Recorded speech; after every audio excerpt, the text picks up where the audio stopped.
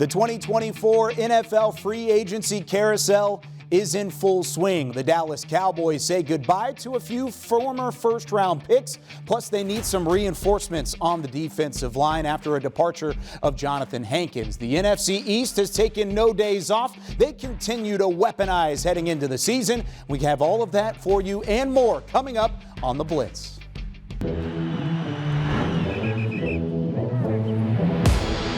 Out to the right, breaks a tackle. They blitz it. Prescott throws it down the right side for Lamb. Caught it!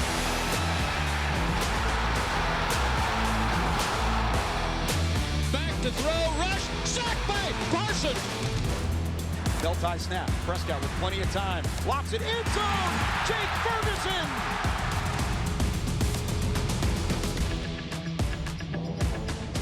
It's not the March Madness you've been hearing about over these last couple of weeks. Instead, it's NFL madness in the offseason as we welcome you into the Blitz here from the Star in Frisco in the Globe Life studios alongside Nick Harris making his Blitz host debut.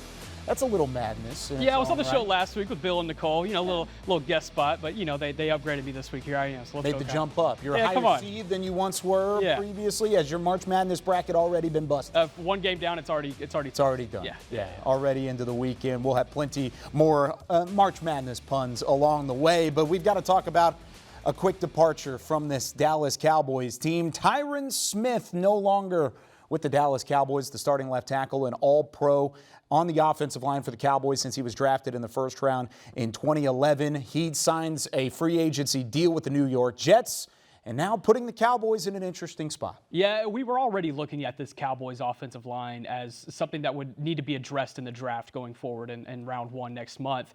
But now with both Tyron Smith and Tyler Biadasz out of the door, you're going to be able to have to figure out how to replace two starters up front, whether that's with the guys already in the building or with a draft pick that you can make on the first couple of days. I mean, Tyron Smith, a surefire Hall of Famer. He'll be in the Ring of Honor one day at ATT Stadium. But going to the New York Jets, granted, this past season, did you feel like you got more than you maybe would have expected from an availability standpoint? Maybe so, but you were hoping on getting that back in 2024 to be able to throw a surefire thing at left tackle and at least have that stability there wherever they decided to go in the draft. But now it forces them on those first 2 days to find that left tackle replacement. And he's not the only big body up front that the Cowboys are needing to replace. Jonathan Hankins also out the door as well. And really, this is a departure that Cowboys fans weren't looking forward to. They thought there was maybe an opportunity to retain Hankins this offseason. Yeah, we were looking at all of these defensive free agents and even offensive free agents that could have been going to the Washington Commanders with Dan Quinn.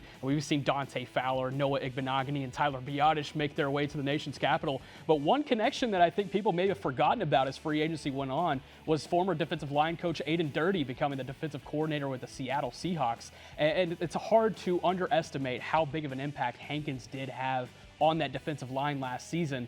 And if you're thinking about it from a free agency perspective, all the other teams, yes, you're looking for a big impact, but unless you're in the building, I don't think you quite understand Hankins' impact. And so Aiden Dirty was able to speak up and get Hankins on his defensive line up in Seattle for next season. That's a big loss for the Cowboys. That's another position that are going to have to address early in the draft as of right now. And even Hankins earlier this offseason had addressed that he wanted to stay in Dallas should the value be right. Instead, the value was right up in the Pacific Northwest. The value was right to bring back Rico Dowdle, though, because, of course, we talked about Tony Pollard departure last week. Now, with Tony Pollard down in the fold, Rico Dowdle is really your RB1 in the fold at this point. What do you think about the retainment of Dowdle? Yeah, as of right now, Rico Dowdle, the leading returning rusher with 361 yards last season, he at least brings a little bit of consistency back to that running back room. I feel like we're going to say this all show, Kyle, but that's another position that they are going to need to address in the draft as of right now. Still a talented group of veteran free agents that are still out there. J.K. Dobbins, Clyde Edwards-Helaire, those are just a couple of guys that are 25 and younger that they can even go after. But that's going to be an interesting position that they're going to have to piece together as the offseason goes on. You mentioned the NFL draft, and you can only build a roster one selection at a time. And we're going to start up front. We mentioned Tyron Smith, no longer with the Dallas Cowboys. Who could possibly replace him as a starting tackle out of this rookie class? We talk NFL draft next. The Dallas Cowboys Blitz, presented by Blockchain.com, is brought to you by ATT, an official sponsor of the Dallas Cowboys. And by Blockchain.com. Make your crypto play today.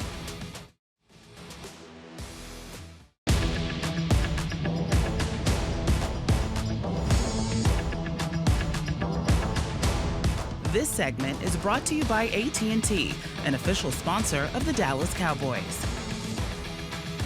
There are so many spots that the Dallas Cowboys could address this offseason, especially when it comes to the NFL draft. You get rookie contracts playing in your favor. You also might have a fifth-year option if you pick somebody that fills a spot of need in the first round. And let's take a look at these offensive tackles, because offensive tackle in general is a need. Offensive line is a need, like Nick pointed out in segment one. No more Tyron Smith, no more Tyler Biadasz. That's two starters up front.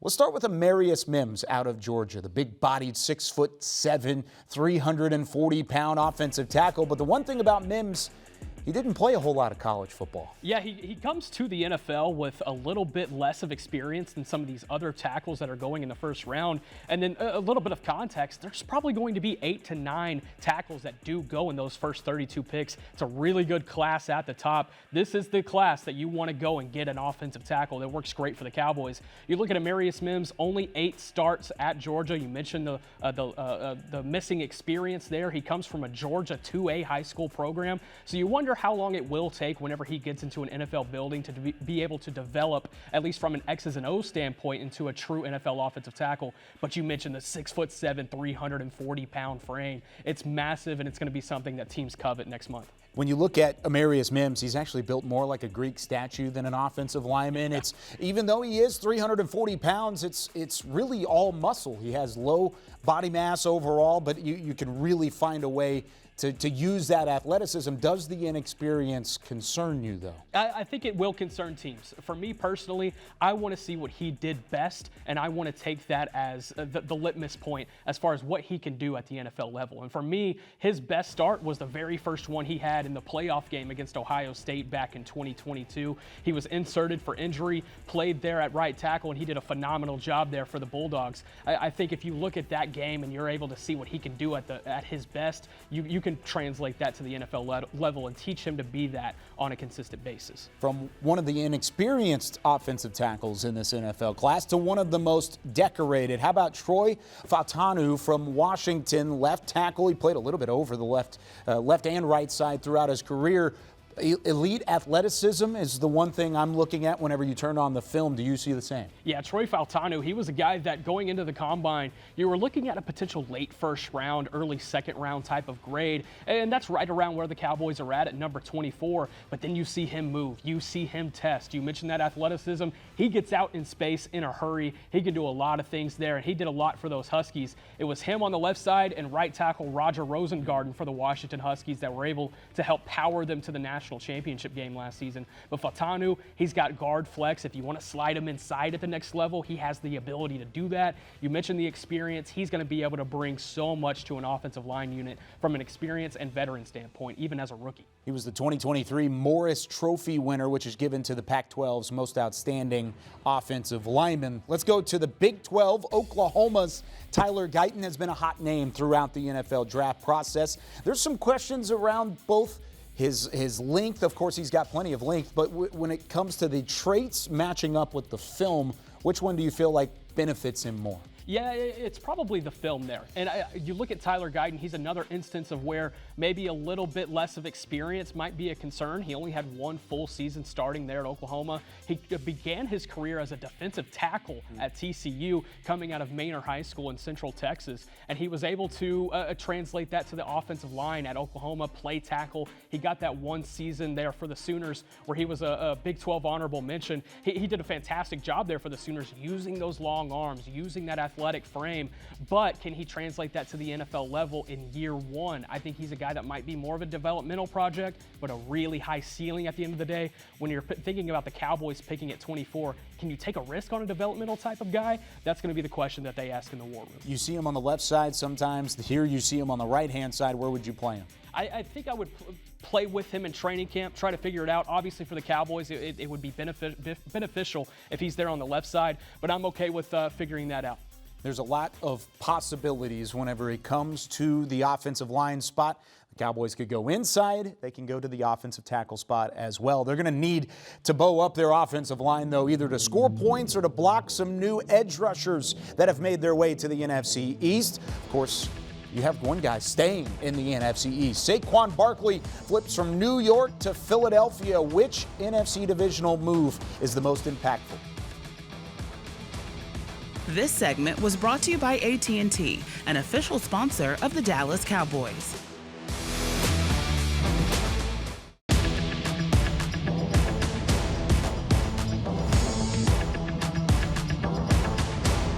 This segment is brought to you by Reliant, the official energy provider of the Dallas Cowboys. Back here at the Star in Frisco, welcome back into the Blitz alongside Nick Harris. I'm Kyle Youmans. We talked about the Cowboys' departures, the re-signing of Rico Dowdle, and maybe even some prospects that could help up front for this Cowboys team out of the upcoming NFL draft. But there's one thing we do have to talk about. It's the fact that the NFC East, the Philadelphia Eagles, the New York Giants, and the Washington Commanders have not wasted any time or any funding going into this offseason of revamping their rosters. We're going to start with Philadelphia, of course, a team that many think is the Dallas Cowboys' direct opponent in trying to win the NFC East in 2024. They go out and they add Saquon Barkley, keeping him within the division. What do you think about the move? Yeah, it's definitely interesting, and you would have to think from the perspective of a guy like Micah Parsons or DeMarcus Lawrence or even Damone Clark there in the second level. You look at Saquon Barkley leaving the Giants, and you're like, okay, I don't have to face him twice a season anymore, and then he lands right back in the division with the Philadelphia Eagles. But I think this is going to be an interesting fit for the Eagles. What he can do in the RPO action and what he can do to help open up that offense for Jalen Hurts and those various weapons that the Eagles do have on the offensive side of the ball, I think it's going to really benefit that Eagles offense. Can he stay healthy? I think that's the biggest question that everyone was asking when he became a free agent. It's probably a big reason why the Giants went ahead and let him walk. If he can stay on the field and he can help contribute to that offensive scheme, I think it's going to open up a lot of things for Nick Sirianni, Jalen Hurts and company. Saquon Barkley, 962 yards on the ground last year, 6 touchdowns in limited action with the Giants, but he also had 41 receptions, 280 receiving yards, and 4 receiving scores as well. So he was plenty productive in New York. He'll look to do the same in Philadelphia. On the opposite side of the line of scrimmage, you look at Brian Burns making the jump as well. Of course, Dallas had a chance to see Burns last year when he was with Carolina. Now he signs with the New York Giants, bringing another pass rush possibility side by side with Kayvon Thibodeau on that Giants defensive line. Yeah, you got to give the Giants credit for being aggressive and going after Brian Burns. And Burns is a name that I think the casual NFL fan probably doesn't know a whole lot about just because he was in the wasteland that Carolina has been over the course of the last couple of years. But he has been productive both in the run game and the pass game. He makes things really disruptive for opposing offenses. And you see him here sacking his now quarterback, Daniel Jones. But bringing him in, as you said, opposite of Kayvon Thibodeau, it's going to force offensive lines to really stress. It's going to put a lot of pressure on pockets, both in the NFC East and for the various Giants opponents. Got to give the Giants credit for being able to be aggressive, go send a second and a fifth round pick to get an elite pass rusher to bring to your defense that struggled last season. And Carolina last year when they were shopping Brian Burns were looking for 2 first-round picks. They instead, like you said, had a second and a fifth. All right, Washington's been busy. Of course, head coach Dan Quinn out there in Washington with the Commanders making a trio of signings. Austin Eckler at the running back position, Bobby Wagner at linebacker, and then Zach Ertz at the tight end spot. Which one of these 3 do you feel like gives them the best production moving forward? I would probably have to go with Bobby Wagner. All 3 of these guys, I think if you signed them in 2020, you're a lot more scared than you are today. But I will say this trio is a really important trio to being able to build culture in Washington. They all bring a veteran presence. They all bring leadership capabilities. But I think it's Bobby Wagner that'll be able to stay on the field as much more than the other 2 guys and also be a leader for that defense there in the second level for the Commanders. Worst defense in football last year. They bring in one of the best leaders in the NFL. The Commanders had the most cap space to work with this offseason, and they didn't spend a whole lot of time using that cap space and bringing in some possible talent. All right, when we come back, we go out to AT&T Stadium in Arlington.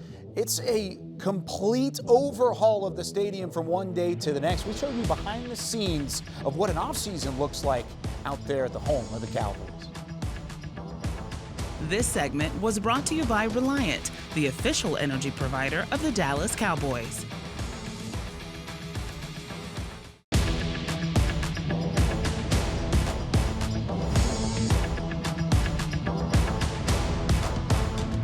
It's always said that there's never a dull day around this Dallas Cowboys organization, but the same can be said in Arlington at AT&T Stadium. From one event to the next, it takes an army of individuals to get one stadium set into a completely different event setup. With more on that, we go out to Arlington to check in with AT&T Stadium.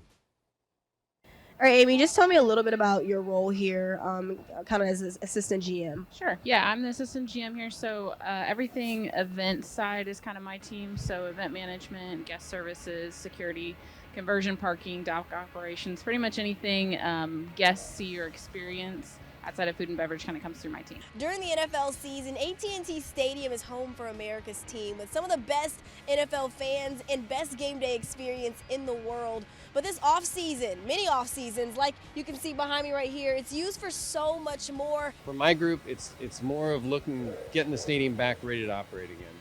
So there are certain events like the dirt events, we might have to crack the roof just for ventilation. It kind of smells in here when you have a monster truck running around. So we're looking at making sure the roof and the doors are working, making sure all of our big air handlers are working. We have good outside air, good ventilation. Temperature of the field, you get a big concert here, and I know like when Chesney's here, he sweats a lot, so we have to keep it nice and cool in here for him. When you get a soccer game in here, you have a natural turf, it's much more humid, so we're dealing with that type of environment. And then the power requirements, so a big concert comes in and we're assisting them. A lot of the concerts will work on our building power. Our stadium is amazing, probably the best stadium in the world as far as power. And our job is to make sure the stadium looks like there hasn't been any events here. So every time a guest comes in, the stadium looks just as it should. This is just a small sample size of what AT&T Stadium week in and week out schedules could look like. You have Supercross, all the dirt all on top of the turf at AT&T Stadium. Monster Jam takes advantage of that as well. But then hold the phone. You have to flip the complete script, Billy Joel, Stevie Nicks concert, and it's a whole different event that this crew has to really prepare for and prepare for the worst at the same time, making sure they're ready for every single possibility. When we come back, we talk about the possibility of life without Leighton Vander Esch as he retires from the NFL. How do the Cowboys move on, and what is his legacy with the star on the side of his helmet?